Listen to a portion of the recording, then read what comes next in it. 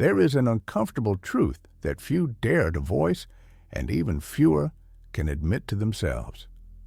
This truth is that weakness is not an inborn trait, predetermined from birth. Instead, it is a condition that a person relentlessly feeds, like an invisible creature craving attention. It is something they consciously or unconsciously tolerate day after day, moment by moment, finding new excuses for their inaction or indecision. This continues until this inner weakness takes complete control, becoming an unrelenting master over their will. The most insidious part of this process is that the individual gradually convinces themselves that their current version, passive, dull, scattered, overly soft, and compliant, is their true, original self. However, this is nothing but the deepest self, deception, a skillful lie the mind tells itself. It is merely an intricately woven mask that weakness wears, seeking to survive and establish itself in a person's consciousness before delivering its final blow. Here is the harsh, uncompromising truth that can pierce the heart. If a person does not find the strength and determination to destroy this parasitic element within, weakness will undoubtedly destroy them. This process will not be instantaneous, not a single, devastating, and obvious strike. No, it will unfold slowly, almost imperceptibly, like a poison seeping into every cell of one's being. Weakness will gradually steal precious discipline, making the will pliable and incapable of resistance. It will begin to cloud the clarity of the mind, plunging consciousness into a fog of indecision and apathy. Then it will start to drain the inner drive, the very force that once spurred them to achievement, until it deadens the soul itself, stripping it of its vital spark and desire for growth.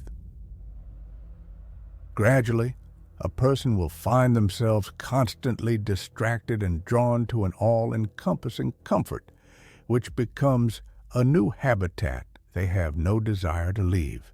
They will realize they have become dependent on external validation, constantly seeking confirmation of their worth in the eyes of others. They will be relentlessly seduced by endless distractions that lead them away from their true goals. And most dangerously, they will find themselves completely governed by fleeting impulses, losing control over their own decisions and actions. Then, one fateful day, upon looking in the mirror, they will face a terrifying reality.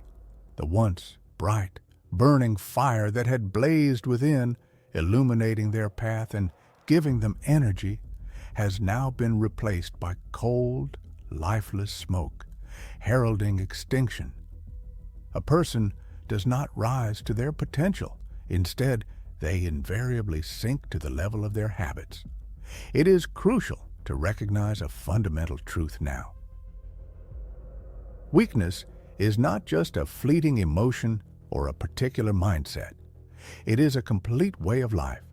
And unfortunately, this is how most people exist.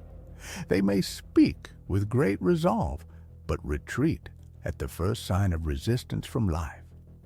They have grand ideas, yet allow themselves to delay the start of their day by hitting the snooze button. They strive for discipline, but find themselves unable to detach from their devices. They yearn for strength, but persistently avoid any form of discomfort. This is true weakness, and the only way to overcome it is to declare relentless war on it. Not just once, not for a single day, but in every waking moment. Marcus Aurelius, the great Roman emperor, endured betrayal, plague, the hardships of war, and personal tragedies throughout his life. Yet, in his famous Meditations, one cannot find the slightest trace of complaint, self-justification, or self-pity. Instead, one finds strict directives addressed to himself. Don't let yourself be heard complaining. Be tolerant with others, but strict with yourself. Waste no more time arguing what a good man should be. Be one. These were not just inspiring sayings for the outside world. They were tools of combat, rituals of an internal war against an inner enemy, that part of himself that sought ease, indulgence, and inaction. He wrote not to impress others, but to tame and master his own spirit. This is the standard. This is where the main battle unfolds. The inner adversary dwelling within every individual is cunning. It does not raise its voice or shout loudly. Instead, it whispers, offering a respite, assuring you that you deserve a break, promising you can put everything off until tomorrow. The moment a person yields to this temptation, inner weakness wins. It doesn't need to defeat you in public. Its triumph lies in convincing you to retreat in private. It is in this sacred space that the true battles are fought. They do not happen on public stages or in the virtual spaces of social media, but in the hidden corners of the human mind where no one is watching. It is in these invisible battles that a person's true character is forged. Their essence is defined not by loud declarations or public posts, but by actions taken when no one is looking. If a person seeks to attain genuine strength, they must earn it. This strength is not born from empty talk about one's ambitions or intentions. It is the result of unshakably keeping your word, of pushing forward relentlessly even when the body is exhausted, the mind is filled with the noise of doubt, and there is a complete absence of recognition or applause.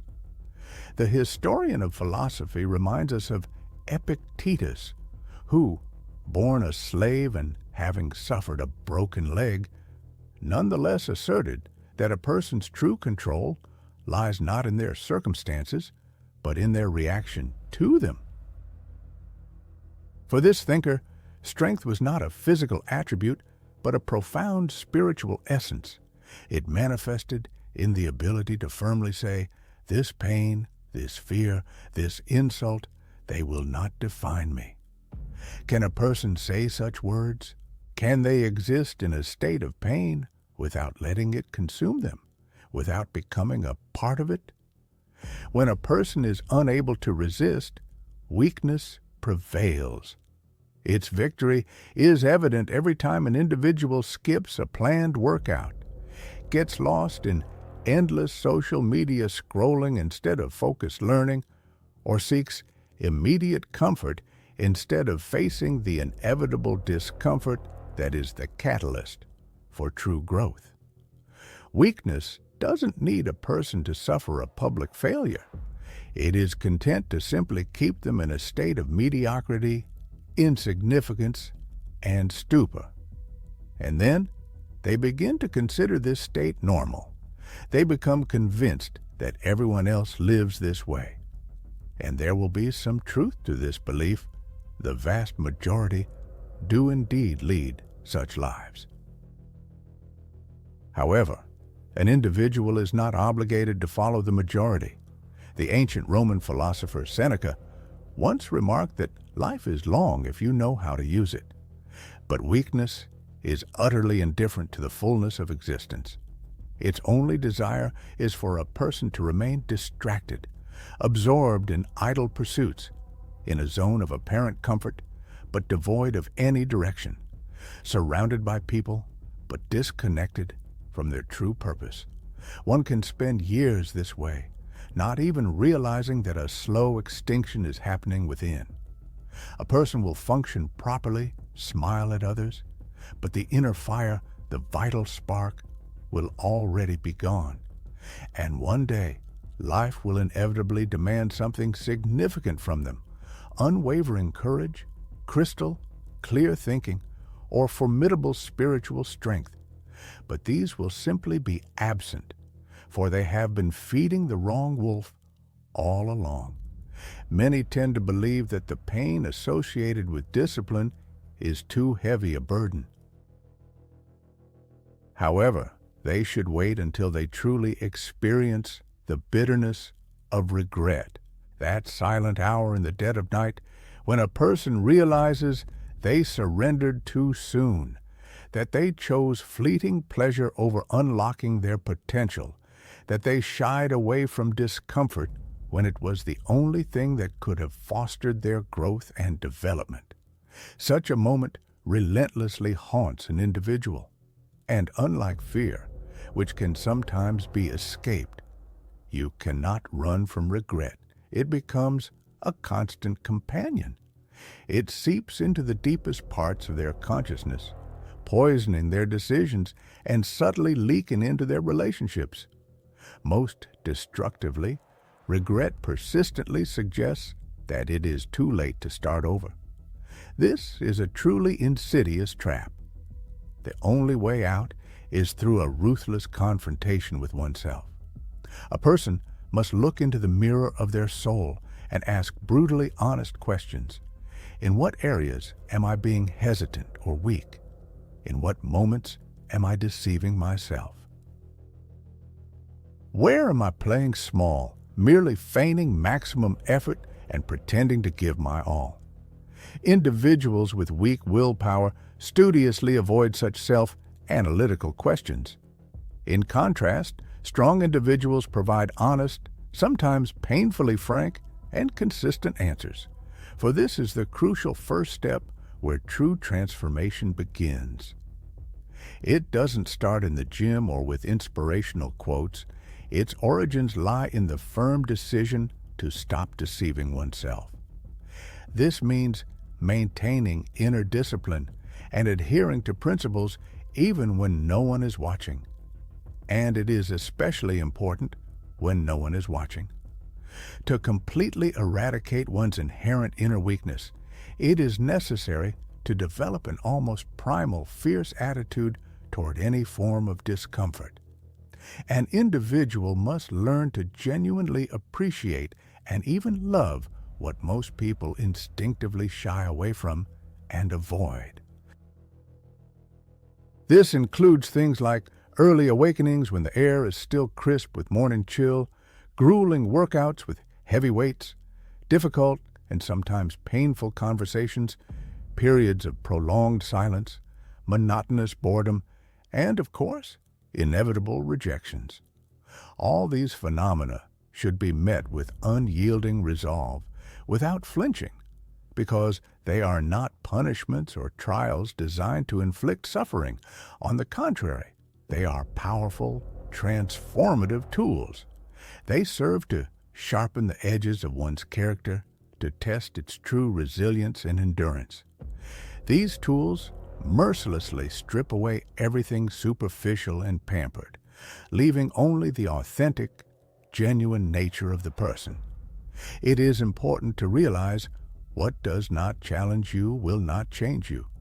And if there is no transformation, it means a person is in a state of stagnation, standing still, not moving forward.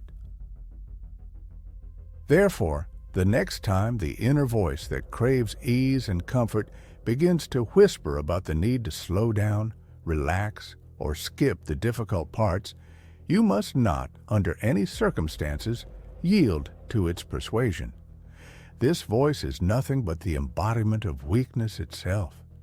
And if an individual continues to obediently follow its dictates, this voice will inevitably rob them of all the potential they were endowed with, of everything they were meant to become in their life. A person was not created to drift passively with the current, to live a life devoid of resistance.